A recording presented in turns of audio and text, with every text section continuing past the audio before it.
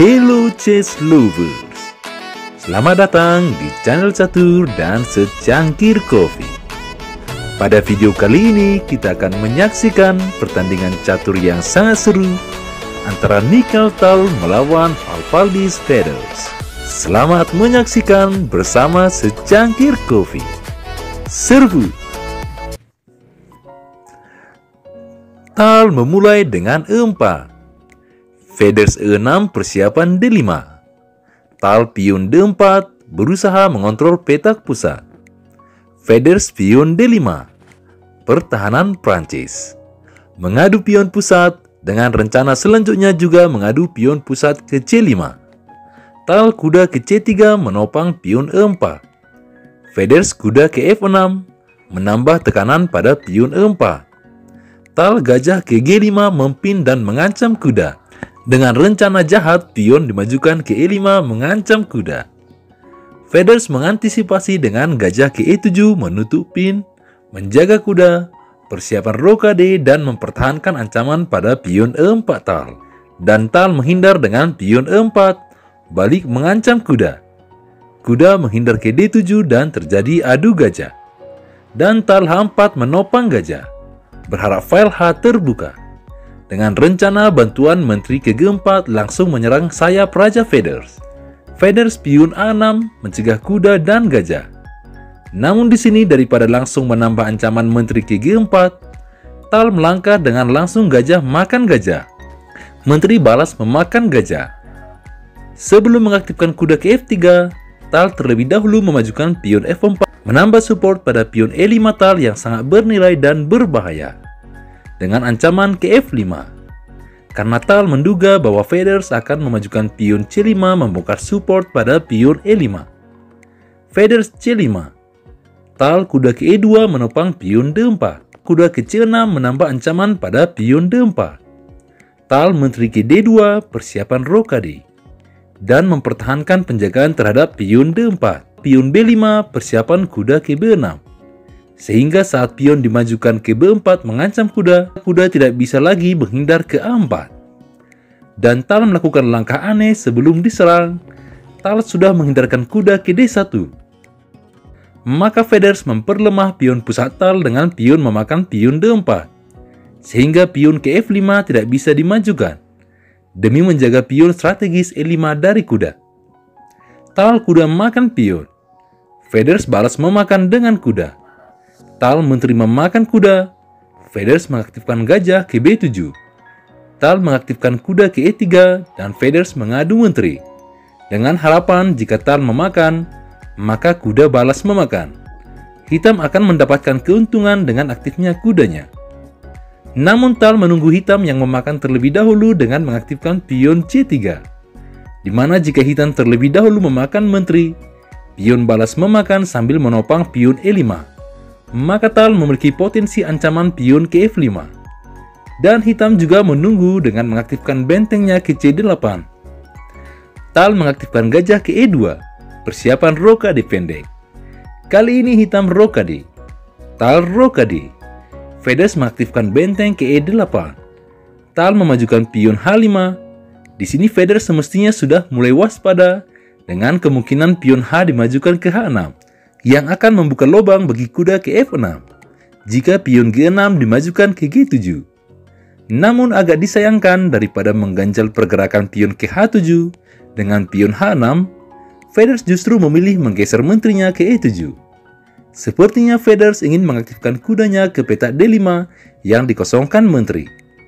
Tal benteng ke F3, namun agak sulit membaca maksud Feders yang justru menggeser kudanya ke B8 alih-alih ke B5 atau mengganjal pion ke H6.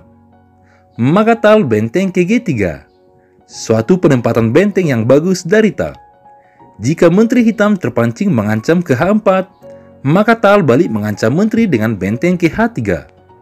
Menteri kembali, suatu kemenangan tempo bagi Tal untuk memajukan pion ke H6.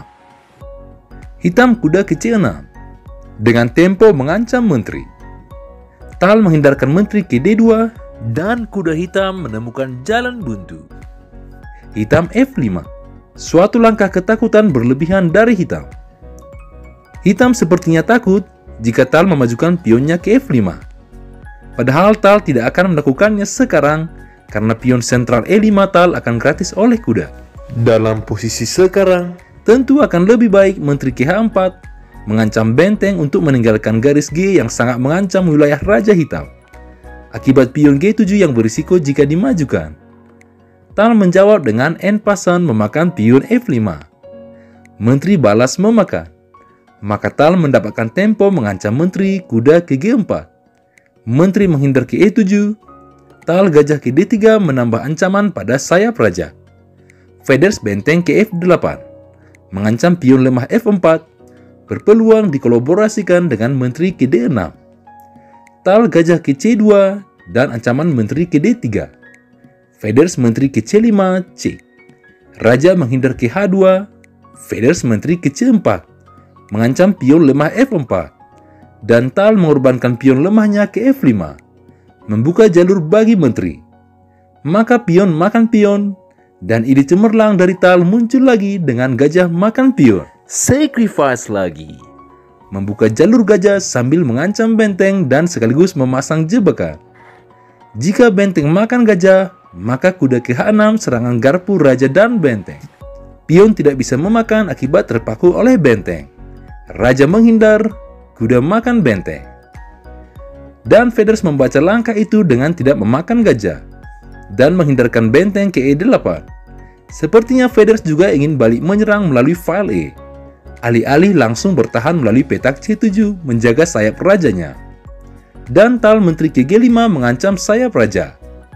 Wow, di sini posisi sayap raja Feathers sudah sangat terancam. Maka Feathers bersiap menjaga dengan benteng ke E7. Dan ini dia, Tal H6 menambah ancaman terhadap pion G7. Dan daripada memajukan pion ke G7, menghindari ancaman sambil mendapatkan tempo mengancam gajah, Feathers memutuskan menjaga pion E7 dengan benteng ke F7. Coba kita lihat sebentar. Inilah salah satu kehebatan Tal. Sering membuat posisi perwira-perwira lain mandek atau salah sasaran. Pion D5 ini justru menjadi penghalang bagi pergerakan perwira hitam. Dan Tal muncul lagi dengan Tal stylenya. Tal benteng ke E1. Sacrifice lagi. Tal menunda menghancurkan pion G7 dengan ancaman checkmate kuda ke H6 dan melakukan sacrifice benteng. Coba kita analisis maksud pengorbanan Mikhail Tal ini. Keberadaan benteng di E1 ini selain menambah tekanan pada file E, juga mengandung racun cyanida yang mematikan. Jika Feathers tergoda makan benteng, percaya atau tidak hitam akan checkmate dalam 5 langkah, yaitu kuda ke F6 check, pion tidak bisa memakan jika raja menghindar ke H8, maka checkmate dengan pion G7 check. Benteng wajib memakan, checkmate oleh menteri. Jika raja menghindar ke F8 sama juga pion G7 check. Raja hanya bisa ke E7, kuda ke E4 discover check. Jika raja ke E8, kuda ke D6 checkmate. Jadi benteng memperpanjang napas menutup. Menteri makan benteng, raja ke E8, pion promosi jadi menteri, checkmate.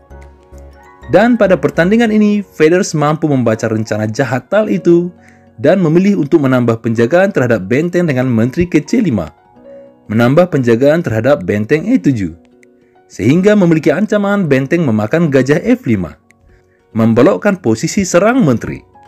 Maka Tal gajah ke E6, serangan segaris. Feathers makan gajah, Tal berhasil memaksa hitam mengurangi penjagaan terhadap pion G7. Tal benteng memakan dengan ancaman ke E8. Benteng menutup lalu menteri G7 checkmate. Jadi Feathers melakukan penjagaan dengan menteri ke F8. Dan inilah langkah indah dari Tal. Daripada memakan pion G7 yang juga berbahaya, Tal justru memilih melakukan langkah keren ini. Benteng ke E8. Ancaman segaris menteri dan raja sambil melakukan sacrifice. Dan di sini hitam menyerah karena kehilangan menteri. Karena jika menteri makan benteng, kuda ke F6, serangan garpu, hitam juga kehilangan menterinya. Dan hitam jelas kalah kualitas perwira dan posisi. Chess lovers, itulah pertandingan yang sangat seru antara Mikhail Tal melawan Vasvaldis Feathers. Tal memang ahli dalam membelokkan perwira lawan ke posisi tersesat. Chess lovers mohon dukungannya dengan menekan tombol subscribe dan like video ini. Jika chess lovers memiliki analisis yang berbeda atau ada kritik dan saran, silahkan ditulis di kolom komentar. Terima kasih.